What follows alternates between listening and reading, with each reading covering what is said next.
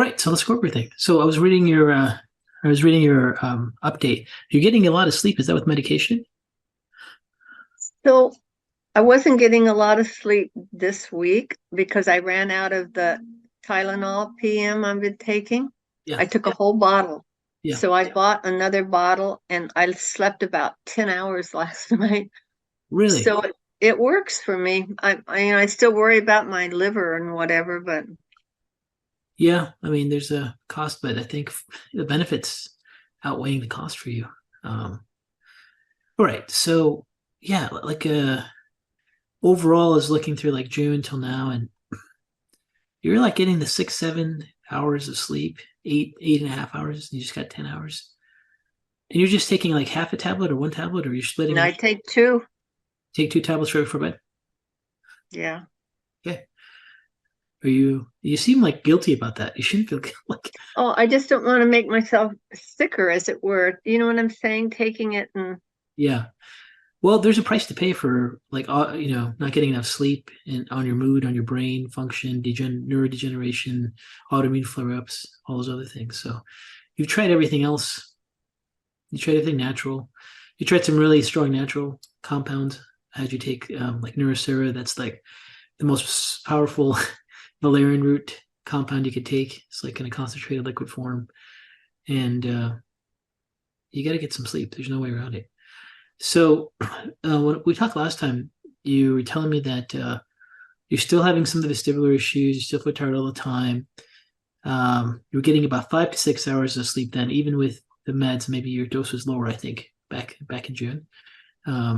And your questionnaire form looked like your blood sugar level is dropping, which doesn't seem like it's doing as much now.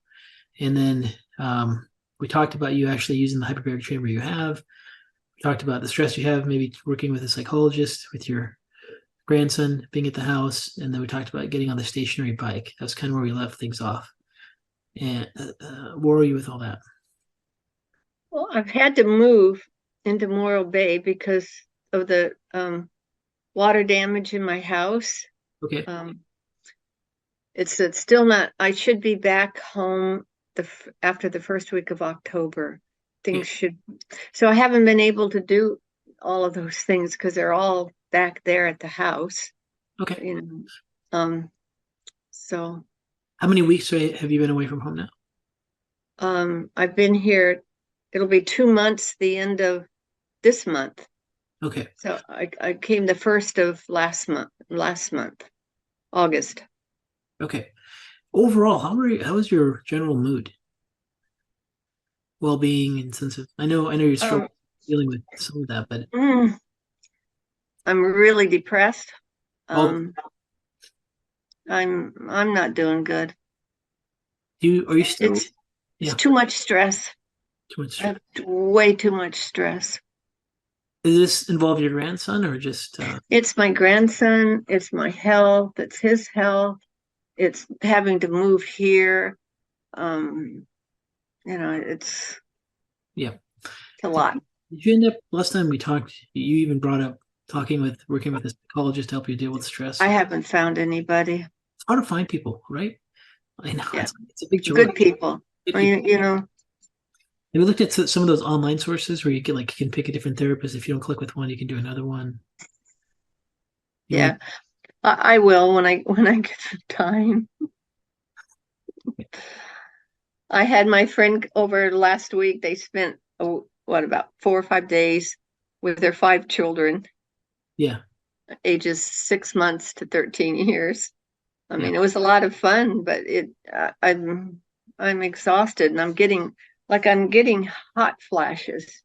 I get hot now after it's stress. I know it's stress. It's Well, there's like a balance. Last time we talked about if you felt extreme loneliness, you weren't doing any social interaction with anyone, you just weren't really up to it. I'm Um, doing more on that part. Yeah, yeah. okay. I mean, there is a lot of research done with longevity and just well-being, physiological well-being of just having some interaction. Maybe 5 days with so many kids in your home is too much for anyone, but but okay. I mean, it's a key part of it. Now, what about the dizziness and stability? I think I think I'm better. I find myself doing things I didn't expect to, like playing with the kids and being able to twirl around. And I was on the floor, and I mean, there's Really? things that which is better. But I'm still like I'm sitting here, and I could cry. I mean, my head is, it's. But again, I think it's because I'm so tired and I'm stressed.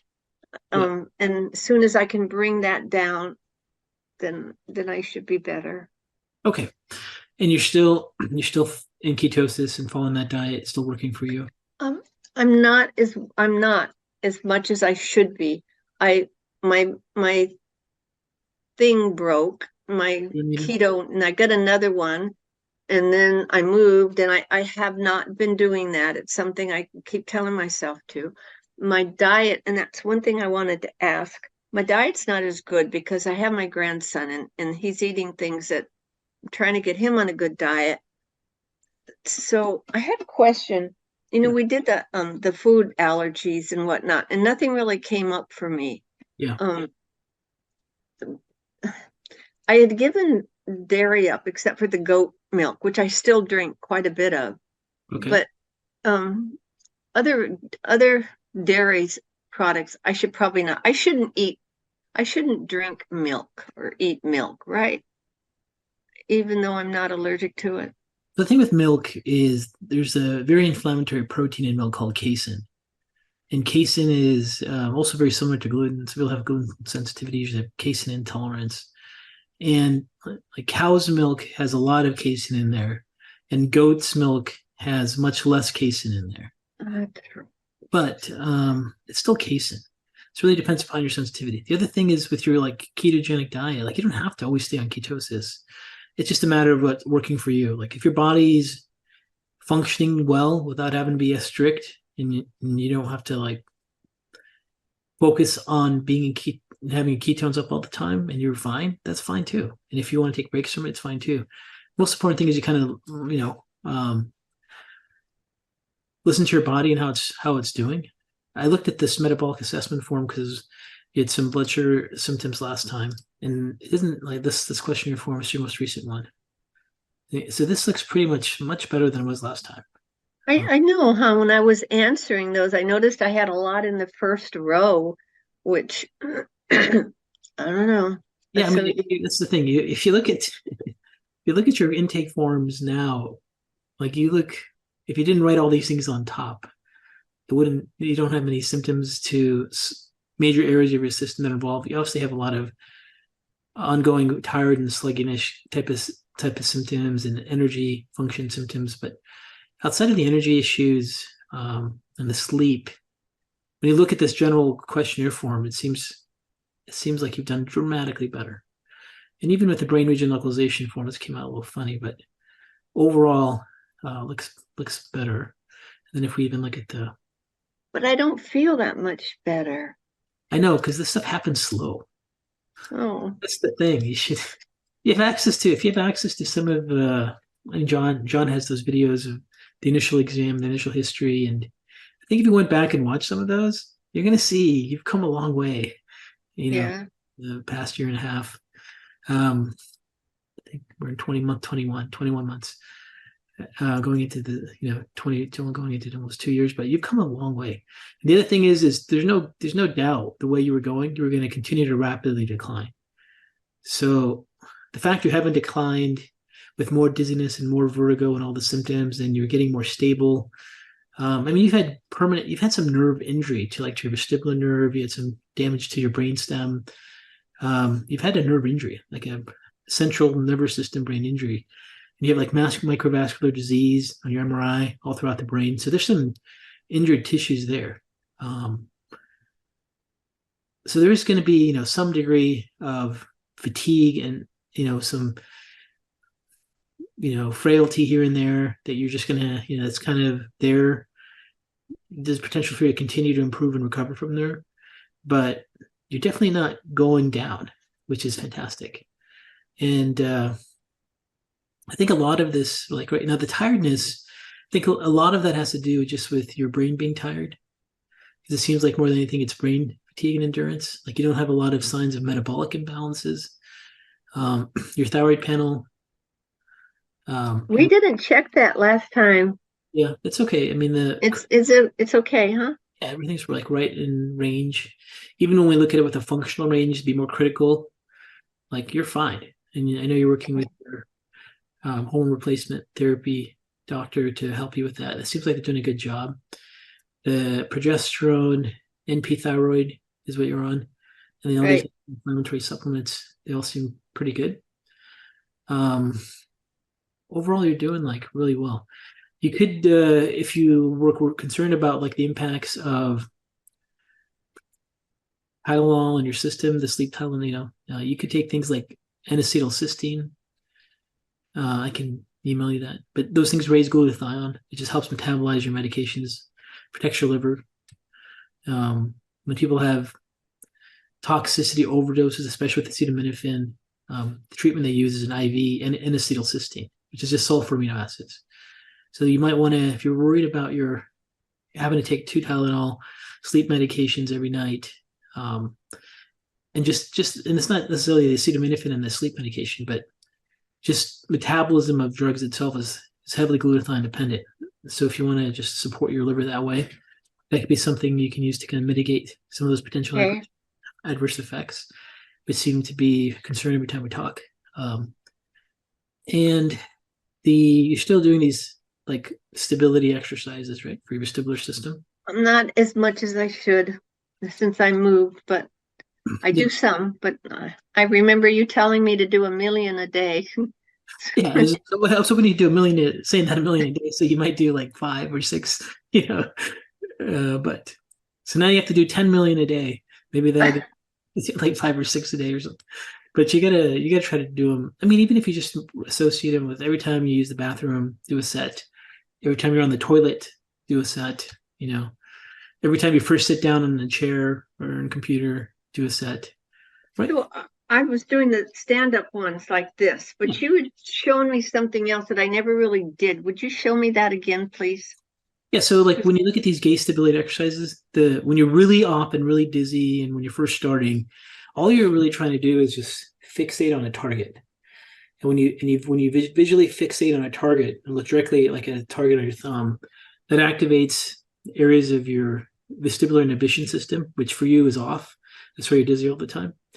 And then the second step is to kind of do it with some head movements, which you were doing, like some ups and downs, some yeses and nos, even like the alphabet. And you did some of those. And you do those like seated. And then as you get better, then you can start doing standing. And then as you get better standing, you can then take your feet and make them tandem. So that's what I do standing, but you offered another one where you sit and look at something for a long time.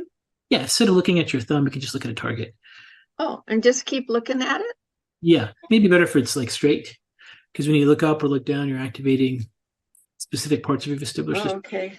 Okay. And But just keep looking for a while at a spot. yeah, and like the big picture is you have some degree of, since you have some brain inflammation, some brain injury, some microvascular disease, and just age alone, you have some degree of neurodegeneration that's going at a certain pace, and you have some pathways injured.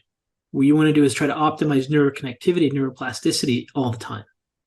Okay, so when you look at your supplements you're taking, like the Neuroflam and the anti-inflammatory supplements, like let me double check the protocol we have on you. Um, yeah, like Neuro O2 that helps get blood flow to your brain. It has vinpocetine, things that get blood flow to your brain. The enterovite, short chain fatty acids, that's really supportive for the brain. Proglyco-SP has lots of B vitamins that things lower things like homocysteine, help stabilize your blood sugar. Even your thyroid hormones and your progesterone have anti-inflammatory effects on the brain. Phosphatidylserine, really good for your brain. So you're nurturing your brain and you're keeping your blood sugar stable. You're in ketosis. That helps with neuroplasticity. So, like if you do nothing, your dizziness and vertigo will worse over time.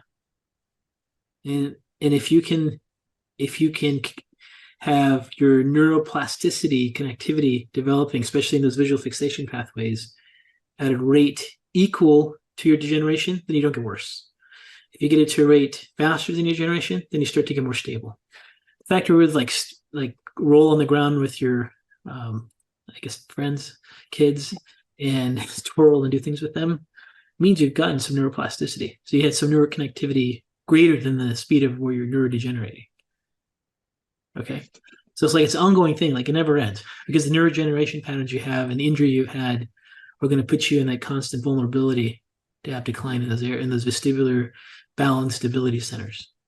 So you always have to kind of see if you can mitigate the loss by getting your neuroplasticity pathways up. Okay. The other issue we always had, just going through your notes, looking through stuff before we talked, was figuring out the amount of fatigue you can handle throughout the day and kind of staying below that. That's probably you probably have much more endurance throughout the day now that you're getting more sleep. But are you getting to the point where you get too much stimulation and have to take a break throughout the day every day, or how is Oh, that? yes. I lay down a lot. Okay, and that's good. And when your body says lay down, like you got to lay down and recover. And how often is it changing for you since you've been getting more sleep or not?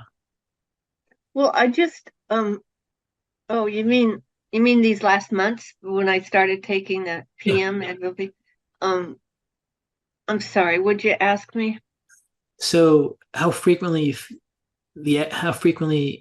you have to take a break and just lie down? Oh, Getting more a lot. I can push myself. It's like when their family, it was my fiance's who's passed away. It's his daughter, and they all call me grandma. Yeah. Um, so when the family was here, I pushed myself in, did doing all, the things that we did. Um, I think that's why I'm so tired now. I overdid it. Yeah. When did But they? usually I'm in bed. I lay down a lot. I, Yeah. I lay down a lot. Yeah. Um, But then I also do a lot. I yeah. mean, And I would so say you may not like you're 77, right? almost 78 in December. You should, if you talk to a lot of other 78-year-olds, you have probably more energy than a lot of them, and you have all this other things you're dealing with. So all these things you're doing to focus on your health, I mean, you have been doing it for your whole life, have made you a different 78-year-old person. Like you're much healthier. Now you've had injuries and challenges with the Ramsey Hunt and infection and all the other things. But just kind of to give yourself a little break too every now and then. Like you're doing actually pretty good. You have to rest; it's not uncommon. But how long? When did your grandchildren leave? Um, what's today? Today's These- Thursday, Wednesday, and they left Friday. They were here last week. Okay. Yeah. So like when the brain gets really fatigued and stimulated, it might take you 7 to 10 days to recover, which is okay, which is normal. And I would tell you, even most people that don't have the challenges you've had, and let's say they're half your age, they had family members to come and grandchildren come for, multiple days. It would take them many days to recover too, you know. Okay. So I mean, don't be so worried about that. Don't beat myself up so much, huh? Yeah, you like beat yourself up a lot, and it's like you're doing so good. Do you your drops in energy throughout the day, do they change? Are they related to your blood sugar levels dropping? Meaning, if your energy levels drop and you eat something, does it make a difference, or you just sleep, just You lying down? know, I really don't know, but I just realized that whatever that kit will also do blood Glucose. sugar level. Maybe I should try that and kind of see where I'm at. Yeah, you can do that. You can always also get like a continuous glucose monitor if you want. We can order one for you. You can put a little patch on and just measure your blood sugar throughout the day. But a lot of times, the most diagnostic thing is just um, if you feel like really tired and you're about to like take a nap. If you ate something, would it make a big difference in how you felt? No, If it's not, then it's most likely brain fatigue. And if it did make a difference, it's most likely like your blood sugar dropping. And if it's your brain, if it's like not your blood sugar, you just have to close your eyes and let your brain rest. There's no way around it. You know, that actually helps your brain to get into a physiological state to greater to actually have plasticity work when you do your visual fixation exercises and continue to, be active and doing things. So don't feel bad that I'm resting or that something's wrong because I have to, or No, I think we should, like, if we had an opportunity to take you to a field trip and put you on a group of 78-year-olds, you would realize you probably have much more energy than a lot of them. And, I pine away for the energy I know I would have if this hadn't happened, and it it's, I know, anyway, it's frustrating. It's frustrating for you. Okay. So, the other key thing was, okay, the social interaction thing is a huge thing for autoimmunity, especially for autoimmunity and inflammation. And it's great you've had your grandchildren with you, but is there things you can engage in? Because the worst, like if you have like a brain that's starting to going through risk for degeneration, and just unrelated to your past history, just your age alone is going to increase risk of degeneration, right? Every decade, our risk for degeneration goes up. And it's like the current statistics are like 70% of all 70-year-olds have some degree of early Alzheimer's, and 80% of all 80-year-olds have a risk for early dementia. So age is like the biggest factor unrelated to your Ramsay Hunt history, right?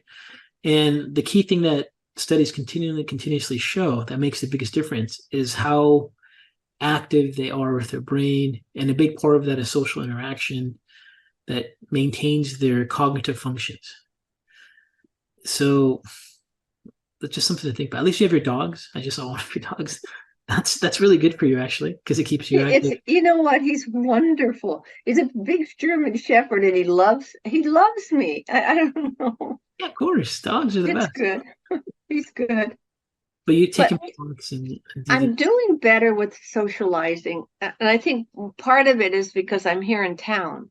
yeah, So it's easy to go over to friends' houses, and I've had, friends come over here.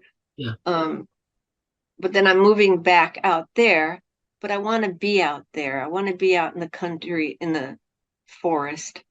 yeah.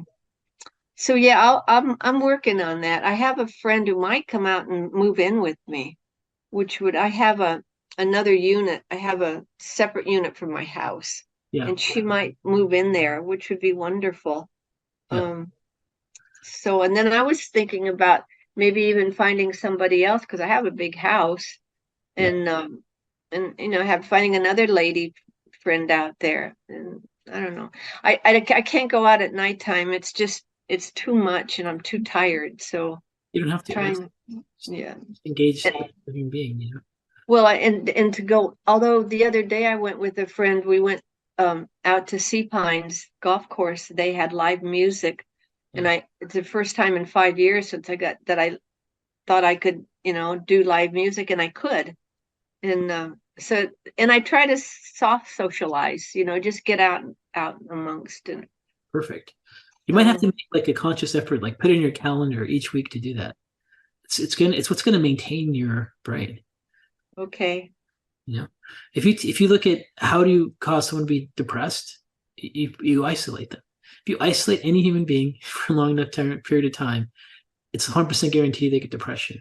The other one is just lack of movement and lack of physical activity. If you have someone just be sedentary, most outcomes immediately show that causes depression. And in animal research, what they do to check models of depression with animals is they put them in social isolation and have them not move, and then they get a depressed animal that then they can use drugs and do research on. I'm just telling you, it's just that A equals B, like social isolation. And I know you're active, you move with you're doing things with your dog and go for walks and things like that, but that's important. But the key thing was like your vascular issues with your leg and your blood flow, some of the vascular insufficiency. That's always so important, for you to like ride your bike that's stationary. But it doesn't have to be that. It's just as long as you're moving. So you have to remember, like a big part of you maintaining your health and functioning and not going downhill isn't so much like another nutraceutical, because you've went through a whole lot of them. It's these like lifestyle factors that are a key part of this. And if you look at like overall the biggest challenge you have is just brain endurance, and I think that's a big part of your fatigue, and maybe even your legs feeling weak, and just muscle fatigue, and apathy and depression. I mean, like you talk about social isolation, um, that's going to be up there. So, and it's the area that's neglected, and stress is there, but social interactions, physical movement, physical activity, exercise, those things are the only things that really counteract stress. And there's like Okay. lifestyle medicine. Lifestyle medicine's hard. You have to engage it. I'll, I'll try harder. No, you're doing a great job. It's just want to kind of like focus. Like a few steps here and there can make a big difference for you. I appreciate that. Okay, let's see what else we're missing. I have a couple of questions. Can I ask them now? Yeah, whatever you're ready. Yeah. So, well, one was about food, and I think you answered that. And the other is this is not for me, it's for my grandson, but I just have a question about salt. Mhm. He, I mean, I, the amount of salt he eats is How old is he? he'll be 18 in 2 months.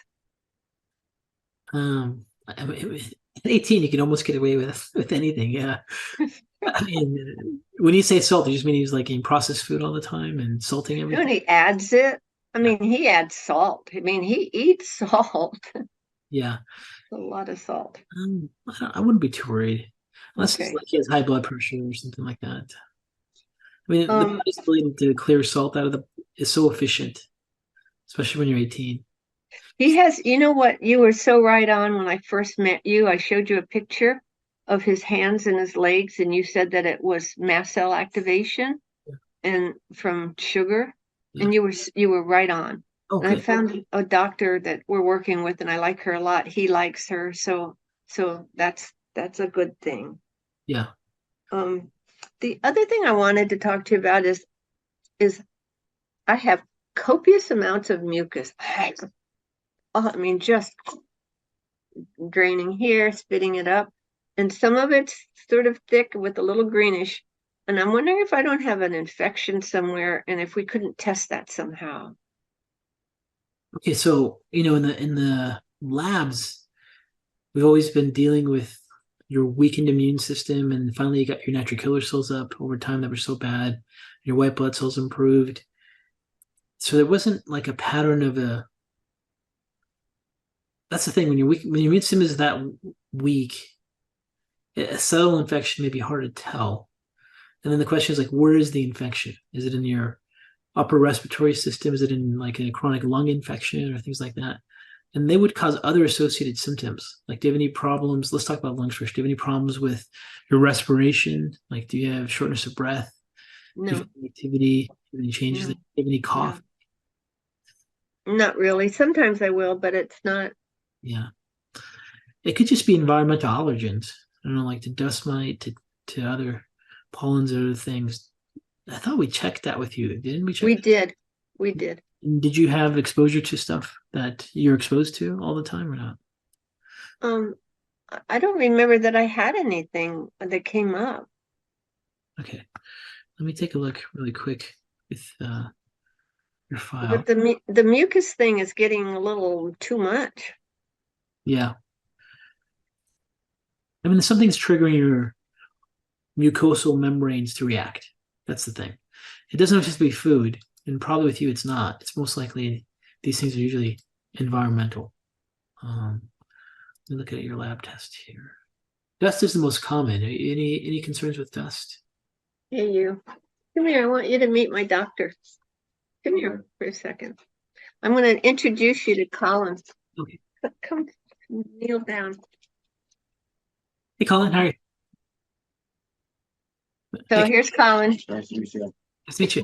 Dr. Karazian's the one who looked at the pictures and said you had mast cell activations. Nice to meet you. All right. Thank you. Catherine, I don't see that we did an environmental allergen screen.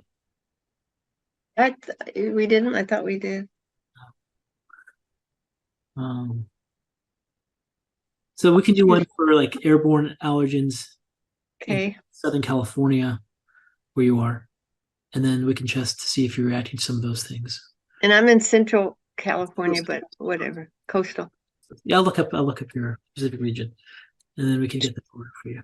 Do you see my challenge? Yeah, it's good for you though. It's the It best. is there. Yeah, 18. Wrap, wrap, wrap. That's the way it was. I had a goatee and a hat just like that, and long hair, and I was 18 too. Part of the fun. Okay. All right. Well, so let's get that. We can check that with you as far as your mucosal go. That could be, something that could be also contributing to some of your fatigue levels. And okay, legs feel weak. What do you mean by legs feel weak? Because one of the things you put on this.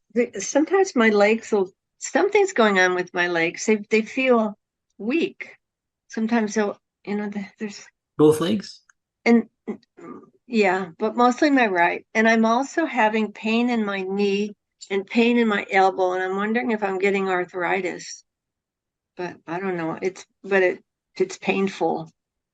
Then my elbow will be painful. Let me check your Cyrus 5. Did you have any history with rheumatoid arthritis in the past? Oh, I'm sorry, of what? Do you have any history with rheumatoid arthritis?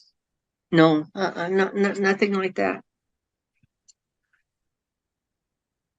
We can check a bunch of rheumatoid tests if we do the airborne allergen test together. Okay. So like rheumatoid factor and cartilage auto antibodies. So that can help us check or screen for that, especially if it's happening throughout your body. It's not just one joint, but if it's like your elbow and your knees, that's most likely systemic. Something like that. Okay. Okay. And then what else? I've never been diagnosed with like celiac or irritable bowel or leaky gut, right? I mean, I don't have those things. So you did the Sarx 3 and you didn't have celiac or gluten sensitivity at all. Okay. And your immunoglobulin count was okay. Your immunoglobulin count was on the lower end, so it could have been a false negative, but we've never had a clear sign you have those things. Let me see here. You make me feel better. Good. No, your immunoglobulin count was within normal limits. Yeah. So we checked your IgG, IgM, IgA to make sure those are antibodies, to make sure antibodies for different target things were there, and they were pretty much negative. So yeah, you don't have like a lot of severe immune reactivity to foods as far as your lab tests go, but you still want to be anti-inflammatory despite that. Well, I'm going to give up the milk except for the goat's milk. And I don't eat eggs. I don't like eggs. Okay, I did find your Cyrus 5. You just have antibodies to phospholipid, which is like a neurological tissue inflammatory response. And you had one to parietal cell, which if it starts to act up on you, you can get like heartburn or ulcers, gastric ulcer symptoms. But this seems to be in the silent stage right now. It just means you have potential for it, but we didn't see any of the ones on Cyrus 5 associated with joint. However, sometimes you see those better with other markers like rheumatoid testing. Okay. So overall, you kind of look at your case, your follow-up here. And by the way, you had your dental work done. Everything was fine. Yeah, was that something? Yes, I did. I got the dental work done. I've got the posts in now, and then I'll go back, in a little while and get the teeth put in. I don't know that it made a big difference. You know what I'm thinking more? I'm thinking that pain up here has to do with the Ramsay Hunt. Yeah, for sure. You definitely have muscles because I still have the pain, even though the teeth came out. Yeah, we have a spastic facial tone, and that means like part of your brainstem was injured when you had your viral infection. That it wasn't just a peripheral nerve. The Ramsay Hunt can damage a cranial nerve 7 nerve outside, or it can go into the brainstem. If it goes into the brainstem nuclei, then you get spasticity. You have some of that. If you wanted, the way they would diagnose that is they would do a Botox injection into those muscles, And if your pain goes away, then it's the muscle spasticity. I do get Botox On, every 3 months. on that I muscle. do. But which muscle would it be? Right in here? Yeah. No, he doesn't. He does it around my eyes So have them go a little bit lower to where your pain is. These cheek buccal muscles in here. and see what happens. Yeah. And if that pain goes away, then it's just your muscle tone that's causing it. And that might be something you do when for relief of pain. It's not that bad that I can't. I'm not. I Right. mean, it just comes now and then. I'm not all worried with it.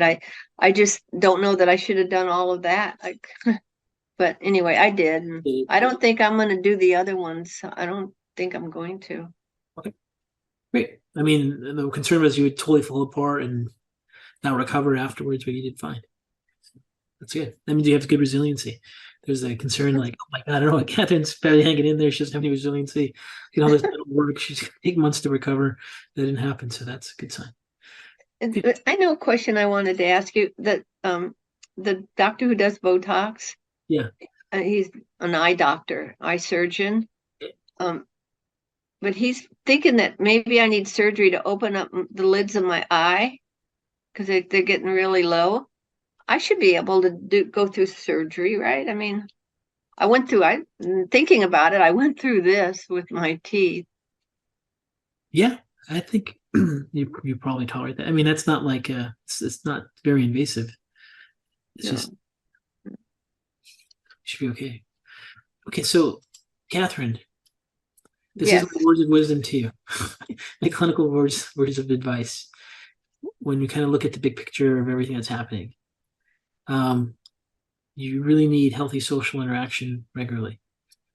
And you don't have to work with a psychologist or anything. However, you got to have some type of stress release. Like you got to, I don't know what that's going to be for you. Those could be the two main things really holding you back. Because when you have depression and loneliness as like key symptoms, that's really a factor. And then when you have high risk for cognitive decline, because you have history of neuroinflammation and you have microvascular disease on your MRI, you definitely have to keep your brain active and do social things like take a break when you need to, listen to your body. You don't have to do keto 100% all the time. If you take a break, listen to your body, see what you can tolerate. Eating frequently is a good thing. You want to have some joy in your life and not totally hate everything.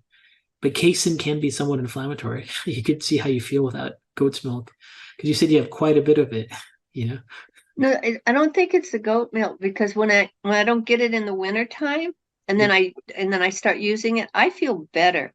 I Okay. think I've been eating cow's milk. I've been eating cheese and Yeah, well, you didn't react to any of those milk proteins when we tested you, and if that's what if that's what you're feeling, then I wouldn't worry about it then. Okay, so I guess the action steps, because we always want to end with action steps. Okay, you have to make a conscious effort for some type of social activity each week.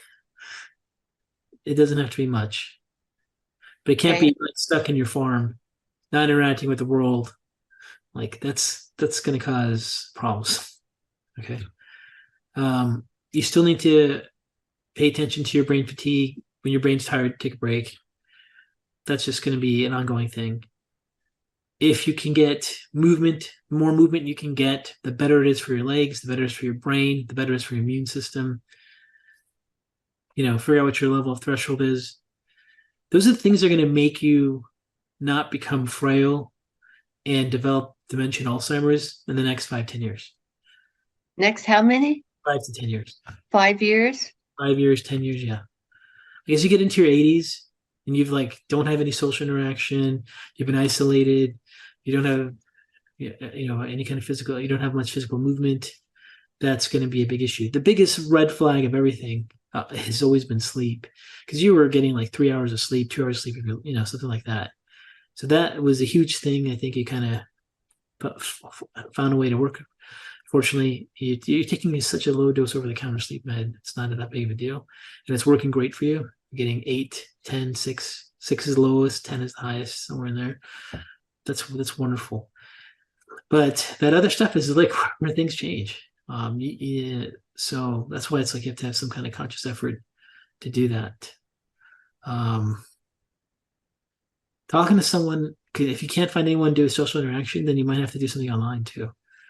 Maybe I'm thinking about volunteering somewhere. that would be wonderful. Is what I'm thinking about doing. Yeah, So well, you should definitely do that. Like that's beyond just having a sense of purpose, which every human being needs. They have to have that.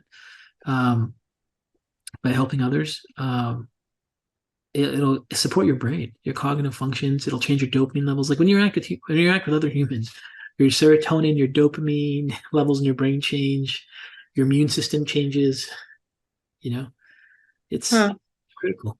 Some people, I lost my fiance a few years ago, and it's been, I mean, I'll start crying. It upended my life, and you remind me somewhat of him, only that he had an IQ of 187. Wow. He was a beautiful man, and he was just a beautiful man. But yeah, so I'm missing that. I understand, but you have to. This is the thing is, like I was saying, you might have to put it in your calendar to do some social. Okay. And not keep isolated. Like loss of social interaction, loneliness is not good for any of the mechanisms you have. But it has to be like a planned effort because like you're never going to feel like it. That's the thing you have to remember. Right. You have to feel like, I feel like going around hanging around with people. Like you'll have to just like if you don't like exercise, you never feel like it. You just have to make yourself do it, and then you kind of get in the habit of it, and then you start to right. Social interaction. People are tough too. Okay, so with N-acetylcysteine, if you want to take it, you can get over the counter. You can get any health food store. You can get online, and the typical dosage is like around 1,000 to 2,000 milligrams. NAC. I've taken that before. I might even have some in there. I'll look. If you have some, just take it. Take your sleep medication, and the next morning take some NAC to help support your liver and all that. Oh, okay. Anything else? I don't think so. I think you're doing great. I really think you're doing great. I know you're not symptom free, but you're doing fantastic. Appreciate it. I just hope one day I could not feel sick. One day to not feel like I feel would be great. But all right. Appreciate it. When do you think? When you want to follow up? When is a good time? I think you're in a few months. Couple months, 2 months, 2.5, 3 months. Let's do 2 months. So the key goal between now and we talk is socializing, social interaction, and movement, and resting my brain. Rest your brain when you need to rest. Yep. When I need to rest. N-acetylcysteine. Do everything else you're doing. Okay. And then remember, every time you sit down, do some visual fixation. Oh, and the exercises. And I'll get back in my hyperbaric when I get home. Perfect. And I'll get my bicycle when I get home. Okay. And don't beat yourself up so much. And I won't beat myself up so much. Doing great. Okay. Good to see you. Can I tell you I love you? I appreciate it. Thank you, Kathy. I love you. Thank you. Thank you. Bye. Thank you so much.